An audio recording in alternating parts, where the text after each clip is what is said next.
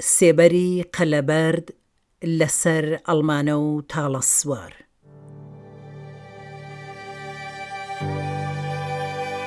بیرەوەریەکانی مەلەکە مستەفا سوڵتانی. مۆسیقا پێدرام شەهلایی. تۆمار و خوێندنەوە شەهین شەهلایی. ئاڵلقەی 16. بۆکان. ئەو کاتە تەنیا هەر بۆکان و شنۆ بەدەست پێشمەرگەوە بوون و باقی شارەکانی تری کوردستان کەوتبوونە ژێر دەسەڵاتی ڕژیم. ڕۆژی 11 مانگی بەفرەمباری ساڵی 1359 هەتاوی واتە 1970 زاینی گەیشتینە بۆکان. گۆڵڕۆخی قوبادی چەند مانگێک لە تەشکیلاتی نەهێنی مەهاباد بوو. ئەحمەدی شەعبانی ئەندامی بەتوانا و لێهاتووی کۆمەڵە کە یەکێک لە بەرپرسانی تەشکیلاتی ئەبێ بوو دەستگیر دەکرێ. ڕژیم ئازار و ئەشکەنجەیەکی زۆری دەدا کە قسە بکا و ناوی هاوڕێکانی بڵێت. ئەحمەد کۆڵی نەدا و هیچی نەکوت و سەرنجام لەژێر ئەشکەنجەی پیاوکوژانی ڕژیم گیانی بەخت کرد. دوای ئەو زەربەیە ئیتر گۆڵڕۆخ نەیدەتوانی لەوێ بمێنێتەوە و هاتە بۆکان. گۆڵڕۆخ و ناهید و من چەند مانگێک پێکەوە لە بۆکان ماینەوە. لە پێشدا لە ماڵی بێهجەتی سەلیمی و فاڕۆقی بابامیری بووین. بێهجەت و منداڵەکانیان کەمتر لەوێ دەبوون. بڕیاری تەشکیلات ئەوە بوو کە هەتا وەزعی کۆمیتەی ژنان معلوم دەبێ خۆمان ئاشکرا نەکەین. قەرار بوو لە تەشکیلاتی نەهێنی شارەکان کارمان پێبسپێرن. بەڵام ئەو ماڵەی ئێمەی لێبووین بەردەوام پڕ دەبوو لە کەسوکاری پێشمەرگە کە لە هەموو کوردستانەوە دەهاتنە سەردانیان. ئەوێ وەک بنکەی لێهاتبوو هەموو کەس ئێمەی دەدی.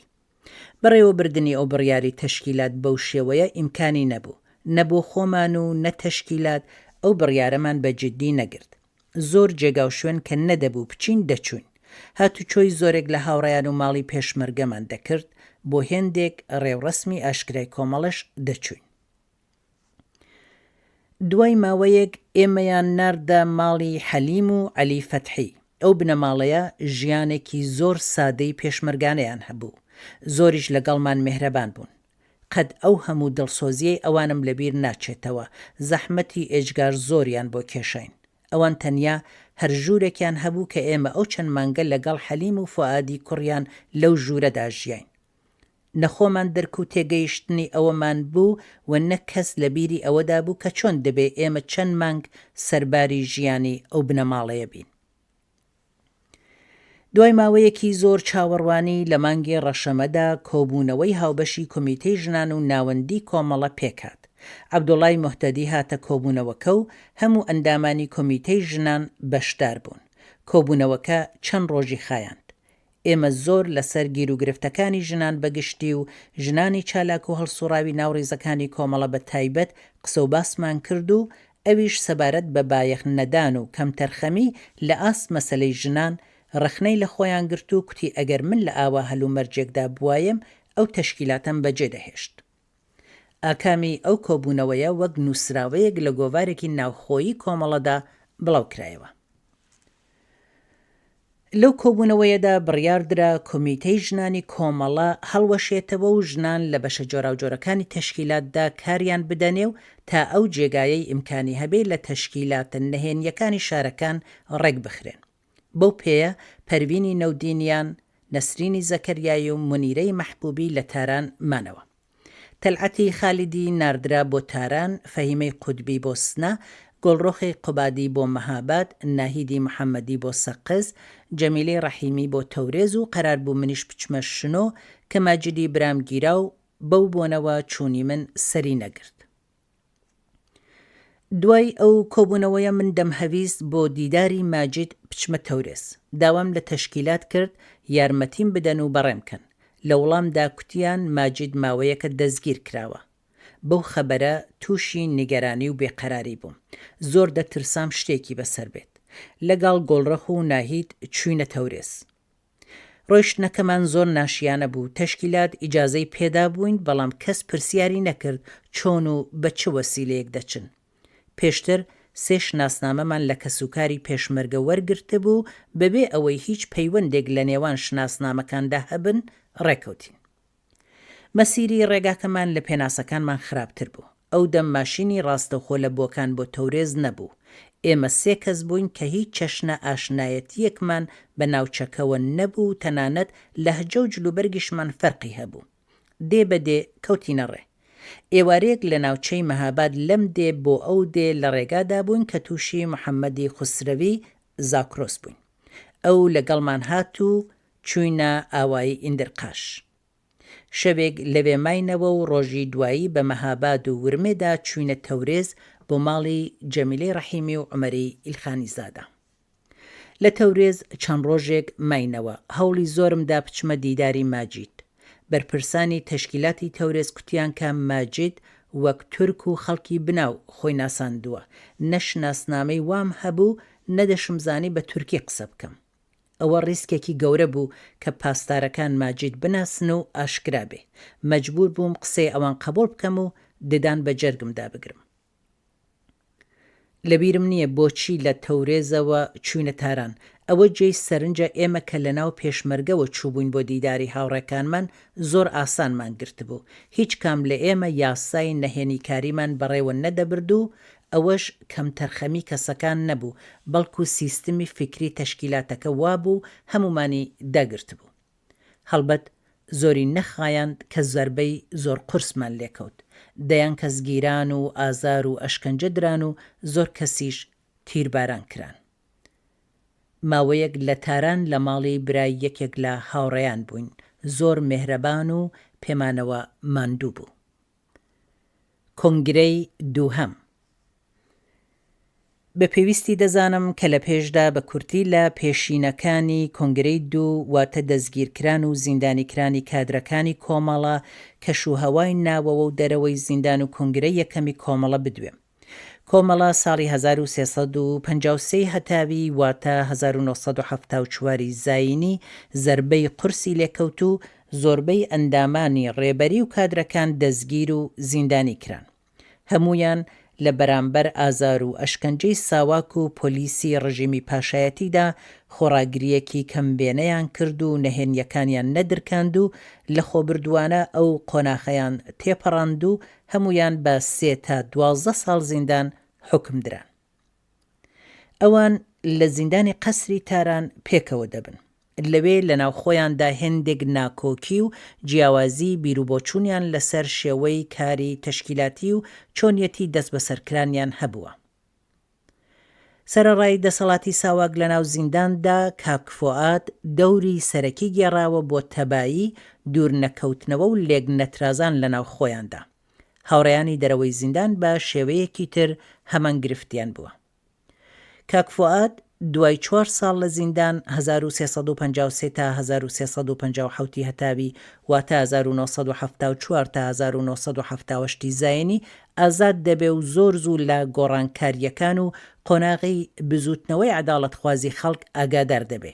خێرا دیدار لەگەڵ هاوڕێیانی دەست پێ دەکا و بۆ چوونی خۆی گۆڕی و بە جێگای چوون بۆ ناو کرێکار و زەحمەتکێش لە بیری ڕێکخستنی خەباتی ئاشکرا و گشتیدا بوو. کەمتر لە 2 مانگ دوای ئازادبوونی لە زیندان بۆ بەرنامەدانان بۆ کۆبوونەوەی بەرفراوانی هاوڕێیانی زیندان و دەرەوەی زیندان هەوڵیدا. بەنیاز بوو پێداچوونەوە بکەن بە بیر و بۆچوونەکانیاندا و هەروەها خۆ ئامادە بکەن بۆ کاری هاوبەش و بەشداری و ڕێبەرایەتی جوڵانەوەی دژی ڕژیمی پاشایەتی. پاییزی ساڵی 1357 هەتاوی واتە 1970 زاینی کۆبوونەوەی گشتی هاوڕێیانی کۆمەڵە لە شاری نەغەدا ڕێک دەخرێت. لە نێوەڕاستی کۆبوونەوەکە خەبەری ناڕەزایەتی تووتنکارانی ناوچەی بانە دژ بە سیاسەتەکانی ڕژیمیشە بڵاو دەبێتەوە. بە داوای کاک فواد کۆبوونەوەکە ڕادەگرن و بەشداری ئەو ناڕەزایەتیە دەکەن. دواتر ئەو کۆبوونەوەیە دەبەنە سنە و لەوێ درێژە دەدەن بە قسە و باسەکانیان لەسەر ناکۆکیەکانی خۆیان لە ناو زیندان و دەرەوەی زیندان. ئەو سەردەما لە ناو گروپە چەپەکاندا لێکۆڵینەوە و ڕەخنەگرتن لە خۆ لە یەکتر سەبارەت بە چۆنیەتی بەرەو پێشبردننی ئەرک و وەزیفەکانیان باو بووە. دیارە کۆمەڵەیش وەک بەشێک لەو چەپە لەو کۆبوونەوەیەدا بە ئاشکرا و بێپەردە ڕەخنە لە هەڵوێست و ئاکامی کاری خۆیان و هاوڕێکانیان دەگرن. پێشتر لەسەر ئەوە ساغ ببوونەوە کە بچنە ناوشوێنی کار و ژیان و خەباتی کرێکاران و زەحمەتکێشان. ئەمە تایبەتمەندیەکی کاری سیاسی ئەوان بوو کە لەگەڵ شێوەکاری زۆربەی ڕێکخراوە چەپەکانی ئەو کاتی ئێران جیاوازی هەبوو. ئەم شێوە خەباتە لە خۆبردوویەکی زۆری دەویست. لەسەرەوەی کە ڕێکخراوەکەیان چۆن بێ و چ ڕێبازێکی هەبێ و چۆن دەتوانن ئەندام بەرگرن گفتوگۆ دەکەن. قسە لەسەر نەخشە ڕێگای کۆمەڵە بۆ بەدەستەوەگرتنی دەسەڵاتی سیاسی لە دوا ڕۆژی ئاڵوگۆڕەکانی کوردستاندا دەکەن. بەشداربووانی ئەو کۆبوونەوەیە سەرەڕای ڕەخنە و ناڕەزاییەک کە لە یەکتریان هەبوو لەسەر خاڵگەلێکی گرنگ ڕێک دەکەون. هەر ئەو ڕێککەوتنە دەور و نەقشێکی گرنگی لە دوا ڕۆژی بزوتنەوەی گەلی کورد و هەروەها جێگە و پێگەی کۆمەڵە لەسەر جوڵانەوەکەدا گێڕا. لەوێ باسی ئەگەری پشتگیری وڵاتانی ڕۆژاوا بە سەرۆکایەتی ئامریکا بۆ هاتنە سەرکاری ڕژیمێکی دینی و لەبەر پێشگرتن بە زاڵبوونی یەکێتی سۆڤیەت بەسەر ئێراندا دەکەن. باسی ئەگەری کودەتای سەربازی دەکەن و بەو ئامانجە دەگەن کە نابێ هەموو هێزی خۆیان ئاشکرا بکەن و دەبێ بەشێکیان بەنەهێنی بمێننەوە. بۆیە زۆر بایەخیاندا بە ڕێکخراوە دموکراتیکەکان و تا ماوەیەکیش ڕێکخراوەکەی خۆیان ئاشکرا نەکرد. لەوێ پەیوەندی ئابووری و کۆمەڵایەتی کۆمەلگای ئێران بە کورتی دێتە بەرباس و لێکۆڵینەوە. بڕیار دەدەن دواتر بە چڕوپڕی لەسەر باسەکانیان پێداچوونەوە بکەن. لەو کۆبوونەوەیەدا دوو بابەت زۆر گرنگ و جێی سەرنج بوون. یەکەم، کۆمەڵە لەو کۆبوونەوەیەدا ئەو گرفتە فکری و سیاسی و تئۆریکەی خۆی دەستنیشان کرد. ڕخنەی لە خۆی گرت و بڕیاریدا کە بە تێر و تەسەلی لێکۆڵینەوە لەسەر ئەو پرسانە بکەن، بەڵام بەهۆی سەرقاڵی بە ئەرکەکانی شۆڕشی جەماوەری مەجالیان نەبووە لەسەر ئەم ئەرکەی خۆیان کار بکەن و بە نەتیجەی بگەێنن. دووهەم، بۆ کۆمەڵە بەشداری و ڕێبەری ئەم شۆڕشە لە ئەولەویەتی کارە سیاسی و ڕێکخراوەییەکانیدا بوو. کۆمەڵە سوور بوو لەسەر ئەوەی کە بە لێبڕاوی و تێکۆشانی بێوچان تەشخیصی دروست و هەنگاونانی سیاسی و عەمەلی دەور و نەقشێکی سەرەکی لەم جوڵانەوەیەدا بگێڕێت. هەر ئەم بڕیارە کۆمەڵەی کرد بە خۆشەویست و جێمتمانەی فەقیر و هەژارانی کوردستان. کاک فواد خوڵقێنەری شێوازی نوێی خەباتی جەماوەری و ئاشتی خوازانە و ئاڵا هەڵگری ئەم ڕەوت و بۆچوونە بوو. ئەو بە هەڵسوڕانی بێوچان، ئۆتۆریتە و کەسایەتی خۆی توانی ئەم بۆچوونە لە ناو کۆمەڵە و بزوتنەوەکەدا جێبخات و بەلوتکەی بگەیەنێت. کۆنگرەی یەکەم دەور و نەقشێکی سەرەکی هەبوو لە سیاسەت و ڕێبازی کۆمەڵە بۆ ڕابەری و بەشداری گەرموگوڕی لە جوڵانەوەی ڕەوای خەڵکی کوردە. لە کۆنگرەی دووهەمی کۆمەڵە کۆبوونەوەکەی ساڵی 1357 هەتاویان وە کۆنگرەی یەکەمی کۆمەڵە پەسەند کرد. مانگی خاکە لێوەی ساڵی 1360 هەتاوی واتە 1970 زاینی کۆنگرەی دووهەمی کۆمەڵە لە دەی زەمبیل لە ناوچەی بۆکان بەڕێوەچوو. کۆنگرەی دوو لە هەلومەرجێکدا گیرە کە زیاتر لە 2 ساڵ لە شۆڕشی گەلانی ئێران و هەڵسوڕانی ئاشکرای کۆمەڵە تێپەڕی بوو. ڕێژیمی ئیسلامی توانی بووی دەسەڵاتی خۆی لە ئێران و لە کوردستان داسەپێنێت. کۆمەڵە بە دەستەبەرکردنی سیاسەت و تاکتیکی نوێ و جیاواز ڕوخسارێکی تازە و هەروەها دەور و نەقشێکی بەرچاو و گرنگی بە بزوتنەوەی چەپ و پێشکەوت و خوازانەی کوردستان دابوو.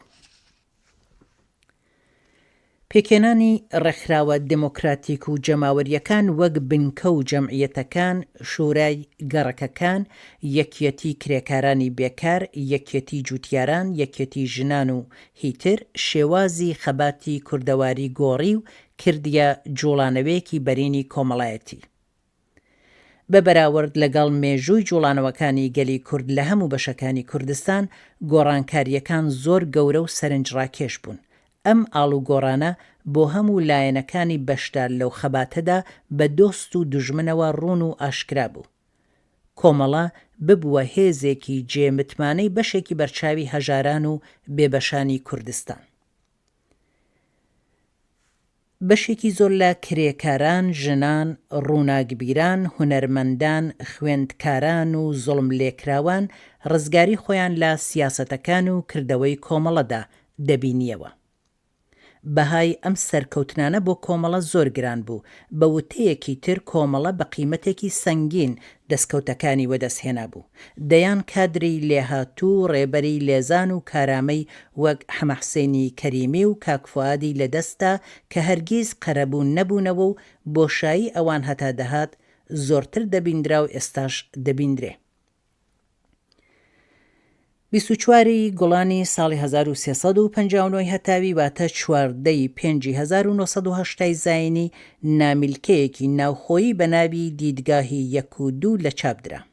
دوو بۆچوون لە کۆمیتەی ناوەندی کۆمەڵە سەبارەت بە پەیوەندی و شێوازی بەرهەمهێنان لە ئێراندا هەبوو.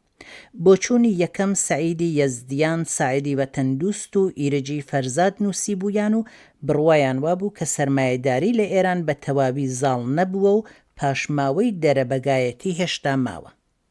بۆچوونی دووهەم عەبدوڵڵای موحتەدی، حوسێنی مورادبێگی، شوعەیبی زەکەریایی و ئیبراهیمی عەلیزادە نووسی بوویان و پێیان وابوو کە شێوازی بەرهەمهێنانی سەرمایەداری بە تەواوی بەسەر کۆمەڵگای ئێراندا زاڵ بووە. ئەم بۆچوونانە ساڵ و نیوێک دوای گیانبەختکردنی کاک فواد هاتنە بەرباس و لێکۆڵینەوە و کاک فواد لە گەڵاڵەکردن و نووسینی ئەو باسانەدا هیچ دەورێکی نەبووە. ئەو ماوەیە قسە و باس لەسەر ئەم دوو بۆچوونە لە هەموو ڕیزەکانی کۆمەڵەدا گەرم بوو. هەرکەس بۆچوونی خۆی لە یەکێک لەو باسانەوە بەنزیک دەزانی، بەڵام باسەکانی کۆنگرەی یەکەمیان نەخستە بەردەستی ئەندامان و چالاکانی کۆمەڵە. زۆرێک لە ئەندامان ئاگایان لە باسەکانی کۆنگرەی یەکەم نەبوو.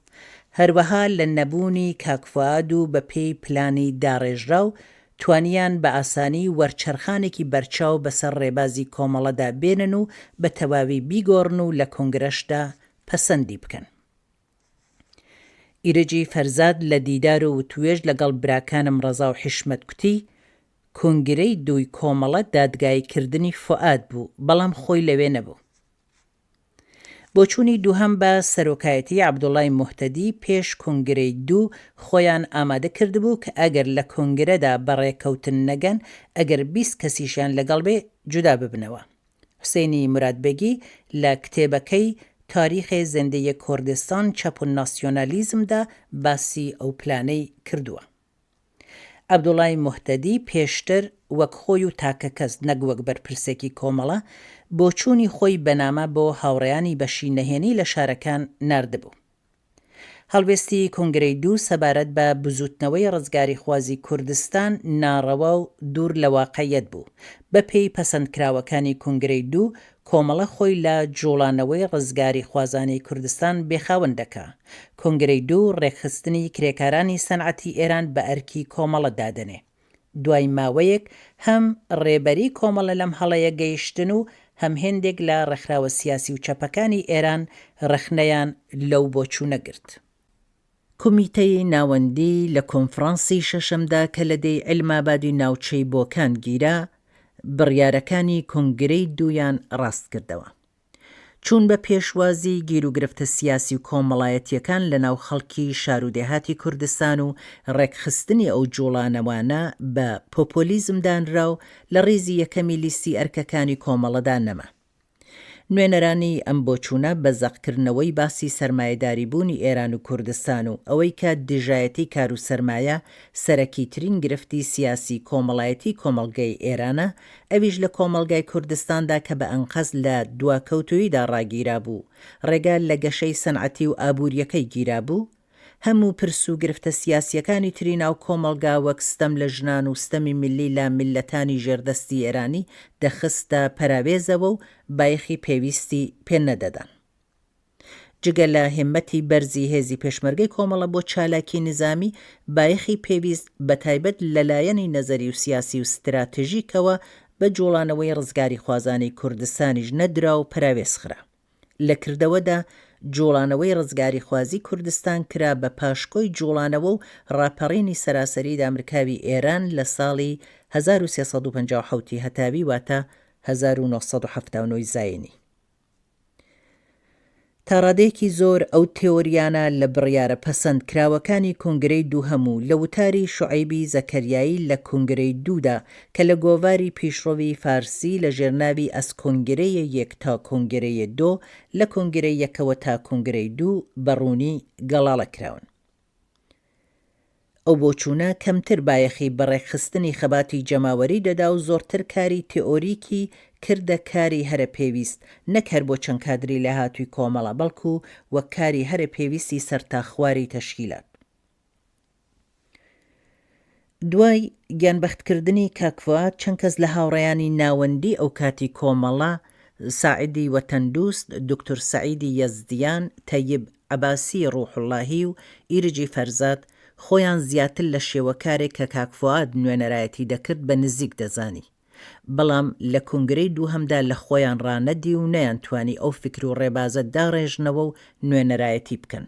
ئەم هاوڕێیانە کە نەیانتوانی داکۆکی لە ڕاوبۆچوونی خۆیان بکەن و ڕوانگاکانیان ساخ بکەنەوە ناوئومێد بوون و کۆڵیاندا و لەگەڵ ڕێبازی دووهەموو تازە کەوتن. سەرکەوتنی ڕێبازە نوێکە لە درێژەی خۆیدا بوو بەهۆی لەسەرەوە سازانی ڕێبەرانی ئەو کاتی کۆمەڵە و گروپی ئیتحادی مبارزانی کۆمۆنیست لەسەر بەرنامەی سیاسی پەسەندکراوی کادرەکانی ئەو دوو ڕێکخراوەیە و پێکهێنانی حیزبی کادرەکان، حیزبی کۆمۆنیستی ئێران. ئەم حیزبە بەبێ بەشداری و پشتیبانی کۆمەڵایەتی و جوڵانەوەی کرێکاری ئێران پێکات. دووپاتکردنەوەی بیرروبۆچوونی ڕێبەری وەک تووتی زۆر بایەخی پێدەدرا. کۆنتڕۆڵ و لێپرسینەوە لە ئاکامی بڕیار و پەسەندکراوەکان و چۆنیەتی بە ئەنجام گەیاندنیان لەلایەن بەرپرسان و کۆمیتە جۆرە و جۆرەکان لەسەر تاخواری تەشکیلات کەمڕەنگ بووەوە. ڕخنە لە خۆگرتن و بە ئەستۆگرتنی بەرپرسایەتی شەخصی لە بەرامبەر کار و هەڵوێستی خۆدا بە هەڵسوکەوتی ئەخلاقی و ناسیاسی پێناسەکرا. درێژەی ڕێبازی کۆنگرەی دووی کۆمەڵە و پەرەپێدانی ناڕاستگۆیی، دوورکەوتنەوە، بایەخنەدان و وەرنەگرتنی ڕاوبۆچوونی خەڵک بووە هۆی لە توپەتبوونی کۆمەڵە و لاوازبوونی باڵی چەپ و سۆسیالیستی بزوتنەوەی کوردستان. کادرەکانی بەشدار لە کۆنگرەی دوو یەکدەست نەبوون. ژمارەیەک لایەنگری دیدگای یەک و هێندێکیان لایەنگری دیدگای دوو بوون. بەشێکی بەرچاو لەو کادرانە کەسانێک بوون لە تێکۆشان و خەباتدا زۆر هەڵسوڕا و کارا بوون، تەنانەت کارامەتر لە هێندێک لە کادرەکانی ڕێبەری کۆمەڵە، بەڵام بەهۆی سەرقاڵ بوون بە ئەرک و کاری شۆڕش و هەروەها ڕەوتی خێرای ڕووداوە سیاسی و کۆمەڵایەتیەکانەوە کاتیان بۆ بەشداریکردن لە کۆبوونەوە و کۆنفرانس و سیمینارەکاندا نەبوو. کۆمەڵە و کادرەکانی بێهەڵە و کەم و کوڕی نەبوون. مشکلگەلی زۆر هەبوو وەک گرفتی تێئۆریک، نەبوونی گۆڤار و نالەباری وەزعی ژنان. کۆمەڵە هێشتا مەجای ئەوەی پەیدا نەکردبوو کە بنەما فکریەکانی خۆی ڕوونتر بکاتەوە و شەفاف لە ڕۆژنامە و گۆڤاری خۆیدا ڕایان بگەێنێ. گۆڤاری شۆڕش هەبوو، بەڵام چەند ژمارەی لە چاپ دەرهات و درێژەی نەبوو. هەموو ئەو گرفتانە پێویستیان بەکار و پێداچوونەوە هەبوو. لە کۆنگرەی دووهەم وەرچەرخانی ئەساسی لە سیاسەت و ڕێبازی کۆمەڵەدا پێکات.